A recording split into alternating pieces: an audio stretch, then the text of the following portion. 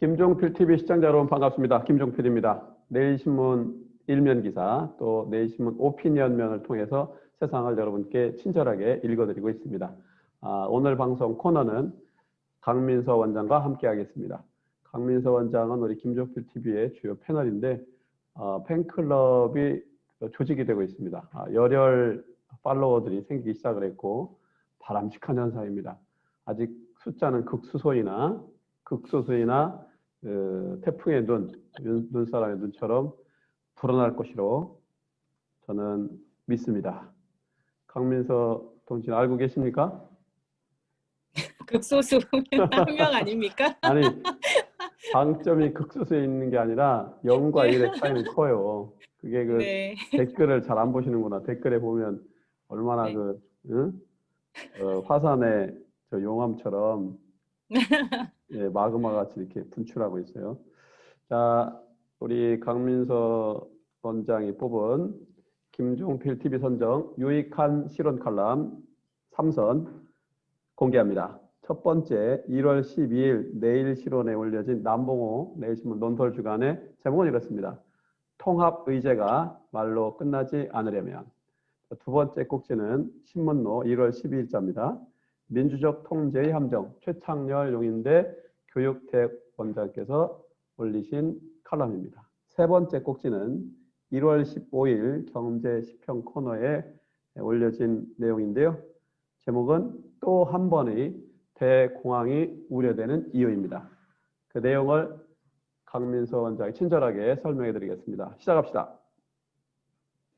반갑습니다. 강민서입니다. 반가. 네. 네, 먼저 첫 번째 내용은 내일실온의 통합의제가 말로 끝나지 않으려면이라는 내용입니다. 새벽 벽두부터 통합 바람몰이가 한창입니다. 이낙연 대표의 전직 대통령 사면론, 또 이익공유제로 통합 이슈를 밀어붙이고 박병석 국회의장은 통합이 2021년 시대적 요구라며 국회의장 직속 자문기구로 국민통합위원회를 구성하겠다고 합니다. 문 대통령도 새해에는 통합해 해라며 맞장구를 치고 있는데요. 그런데 정작 국민은 시큰둥하고 있습니다. 그동안 국민 통합을 가로막는 가장 큰 장애는 나만 옳다는 신념에 사로잡힌 정치적 부족들이었습니다. 특히 문정권 이후 친문 부족은 대단한 완력을 과시했고 지도자라는 사람들은 이를 눈치 보기에 급급했으며 언제부턴가 당내의 소수 목소리는 자취를 감췄습니다. 그런데도 대통령도 국회의장도 당대표도 이들 부족의 극악스러운 형태에 대해서는 한마디 말을 하지 않은 채 통합만 얘기합니다. 그러니 반응이 떨떠름할 수밖에 없는데요. 친문 부족의 신념을 바꿀 수 있는 유일한 존재는 문 대통령입니다. 통합이 필요하다는 숱한 수사보다 친문 부족의 자제를 요청하는 대통령의 당부 한마디가 더 효과적일 텐데 그것을 알기나 할까요? 지난 총선에서 어엿하게 40% 이상의 지지를 받은 국민의힘에게 손을 내밀지 않은 채 통합 운운하는 것은 의지가 없다는 것으로밖에 해석되지 않습니다. 국민의힘도 통합이라는 시대적 요구를 걷어차지 말아야 합니다. 보수 야당 스스로가 대안 세력으로 자리매김하지 못하면 중도층의 마음을 여는 일은 불가능에 가깝습니다. 한 시각장애자 어깨 위에 불구자를 태우고 감으로써 둘 다 안전하게 목적지에 도착했다는 윌리엄 버틀러 예이츠의 희곡처럼 통합은 여야 모두를 승자로 만들 수 있습니다. 라는 내용입니다. 예. 네, 두 번째 꼭지로 넘어가겠습니다. 네, 두 번째는 신문로에 기고된 민주적 통제의 함정이라는 내용인데요. 민주주의에 대한 두 가지 해석을 여기서는 얘기를 하고 있습니다. 첫째, 민주주의를 자신들을 통치할 대표자들을 선출하는 선거와 같은 제도 장치로 이해하는 방식이 있습니다. 이는 시민이 정책 결정 과정에서 자유롭게 참여하는 체제를 민주주의라고 보는 시각과는 다른 시각인데요. 민주주의를 특정 절차로 이해하는 방식은 의사결정이나 선거 과정의 적법성만 인정되면 결론의 내용과 무관하게 정당성이 부여된 것으로 봅니다. 자유주의 사회에서 일상적인 민주 정치의 과정은 정의와 평등과 같은 원칙을 담고 있는 헌법적 틀 내에서 이루어져야 되며 따라서 의회의 민주적 절차를 거친 산물이라고 해도 필요한 경우에는 법원이나 헌법재판소 등의 심사를 받아야 합니다. 작년 한 해 계속 떠들썩했던 그 검찰개혁과 사법개혁론의 주된 이론적 근거는 민주적 통제인데요. 사법제도에 포진하고 있는 인사들은 선출 권력이 아니기 때문에 대의민주주의를 지탱하는 선거에 의해 집권한 대통령과 국회의 다수 세력의 통제 하에 놓아야 한다는 논리 구조입니다. 검찰의 월성 원전 수사에서도 같은 논리인데요. 월성 원전 폐쇄는 민주적 다수가 인정한 대선 공약인데 이와 관련된 수사는 정권에 대한 도전이라는 식의 논리 비약이죠. 민주적 통제와 정치적 중립은 검찰뿐만 아니라 모든 공적 기구에 해당되지만 유독 정권의 이해와 부합되지 않는다고 생각하는 인물과 기구의 민주적 통제 프레임을 들이대는 것은 민주주의에 대한 몰 이해와 또 정권 편의주의적 사고에 기인합니다.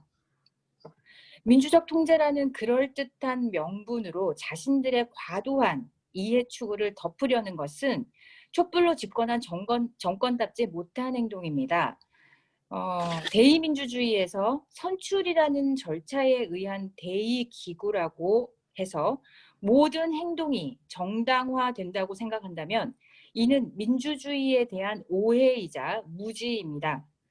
선출 권력이 모든 것을 정당화시킬 수 있다고 보는 견해는 권위주의 직전의 단계인 위임 민주주의적 사고이기 때문입니다. 라는 내용입니다.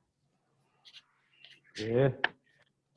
자, 네, 마지막 세 번째 꼭지 대공황. 세 번째 얘기는 이 얘기는 이제 작년부터 계속 이제 나오는 내용이고 또 이런 내용의 글이 굉장히 계속 그 오피니언란에 계속 올라오고 있는데요. 그 중에 제가 이제 뽑은 것은 이제 또 한 번의 대공황이 우려되는 이유라는 제목입니다. 지난 7일 미국 뉴욕 증시는 사상 최고치를 기록했는데요. 이 많은 전문가들은 코로나 백신 개발로 인한 경제 회복의 기대감, 또 조 바이든 당선의 승리가 인증되면서 이 같은 이상 현상이 나타난다고 지목을 하고 있습니다.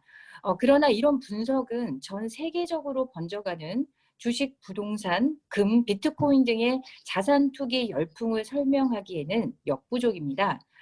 통상 자산 거품 현상은 자산이 시장에서 거래됨이 상당하다고 인정되는 가치 이상으로 평가되는 것을 말하는데요.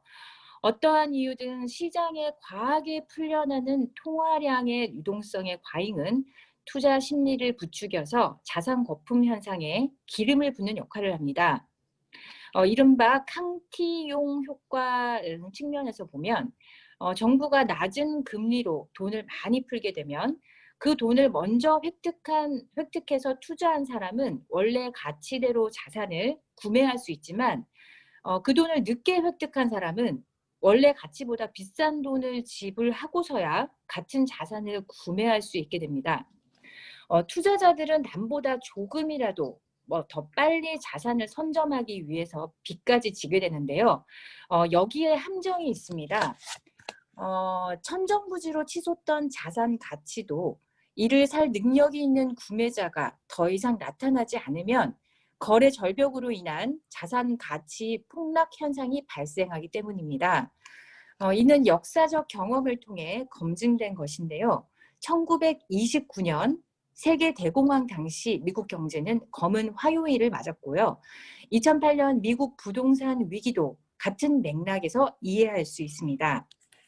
문제는 포스트 코로나 시대를 앞두고 맞이한 자산 거품 상황이 예전과는 비교할 수 없을 정도로 심각하다는 것입니다.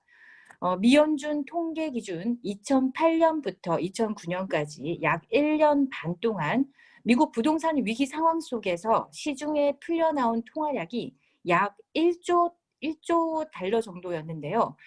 작년 2020년 코로나 위기 상황 속 통화량은 약 4조 달러에 육박합니다. 그럼에도 불구하고 지난해 통화량 유동 속도는 사상 최악을 기록한 것으로 그만큼 자산 투자에 묶여서 돈이 제대로 돌지 않고 있음을 의미합니다. 세계 경제는 이미 언제 자산 거품이 터져도 전혀 이상하지 않을 정도의 일촉즉발인 위기 상황이다라는 내용입니다. 이상입니다. 예, 우리 강민서 원장 간명하게 잘 정리해 주셨습니다. 우리 구독자들이 볼 때 쏙쏙 들어오도록 잘하셨습니다. 우리 이명환 기자와 또 강민서 원장, 우리 시청자 여러분 만족하시지 않습니까? 저만 만족하나요? 예. 시간 앞에서 좋았고 내용도 포인트를 정확하게 짚어냈습니다. 여러분들에게 유익한 친구가 됐으면 하는 바람을 항상 갖고 있습니다. 눈발 날리고 강화문도 이제 우리 방송 끝나는 시점 되니까 일단 눈이 일단은 멈췄네요. 여기는 오고 있어요. 보냈더니 받았네 벌써 거기서. 네. 네, 서로 눈맛을 봐야 되니까요. 여러분들 하여간 뭐 눈 자체는 우리한테 정서적으로 파고듭니다. 그러나 또 기온이 내려가면 미끄럽고 또 치워야 하고 교통사고 위험도 있고 그게 뭐 현실이지 않습니까? 또 코로나19도 오늘 300명대로 확진자 수가 모처럼 만에 많이 내려갔는데 또 다시 또 올라갈 수 있겠죠. 일희일비가 있지만 그래도 우리 건강을 스스로 지키고 김종필 TV와 함께 계속 인생을 재미있고 풍요롭게 사시려면 건강을 지켜야 합니다. 코로나 속에서 안녕하시기 바라고 오늘은 이렇게 방송 마치겠습니다. 두 분 수고하셨습니다. 감사합니다. 파이팅을 한번 할까요? 파이팅! 화이팅! 하나, 둘, 셋! 파이팅! 화이팅! 예, 마치겠습니다. 시청자 여러분 다음 주에 뵙겠습니다. 수고들 하셨어요. 네, 감사합니다. 감사합니다. 네, 고맙습니다.